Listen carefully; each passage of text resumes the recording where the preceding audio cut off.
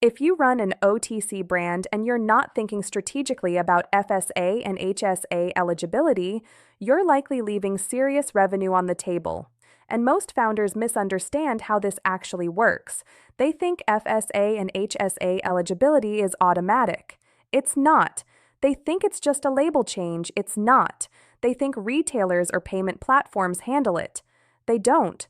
So let's break this down clearly. First, what are FSA and HSA accounts? These are pre-tax healthcare accounts. Consumers use them to purchase qualified medical expenses.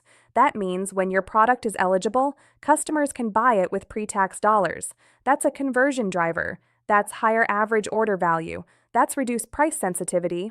But eligibility is tied to regulatory classification, not marketing claims. Here's where brands get confused. Not every wellness product qualifies. To be FSA or HSA eligible without a prescription, your product typically needs to fall into a recognized medical category. For OTC drugs, that usually means compliance with an FDA OTC monograph under 505G. If your product is a cosmetic, a supplement, or a general wellness product, eligibility becomes much more limited and often requires a letter of medical necessity. That's a friction point. Now let's talk about dual-use products. These are products that can be used for general wellness or for a medical condition.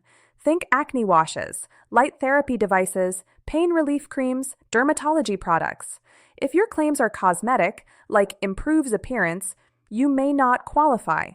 If your claims are medical, like treats acne under an OTC monograph, your positioning changes.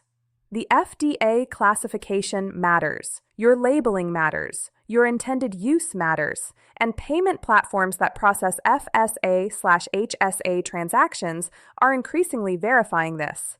Another mistake brands make? They assume ingredient compliance is enough. It's not just about having the right active ingredient, it's about correct drug facts labeling, proper establishment registration if required, NDC listing when applicable, claims alignment with the monograph, and clean regulatory positioning across your website and marketing materials.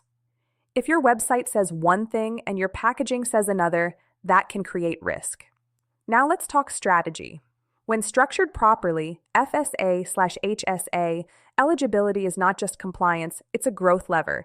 It can increase conversion rates because customers see the product as medically legitimate. It can increase AOV because shoppers use pre-tax dollars. And it can improve retention because healthcare spending accounts often reset annually. But you cannot treat eligibility as a badge you slap onto a product. It's built on regulatory foundation. The OTC brands that get this right do three things. They confirm their regulatory category early. They align claims, labeling, and marketing. And they document eligibility in a way that payment processors and reimbursement platforms recognize. FSA and HSA positioning is where regulatory strategy meets revenue strategy. If you're building or scaling an OTC brand and you're unsure whether your product truly qualifies or how to structure it correctly, get clarity before you scale. Because when done right, FSA/HSA eligibility isn't just about compliance, it's about unlocking smarter growth.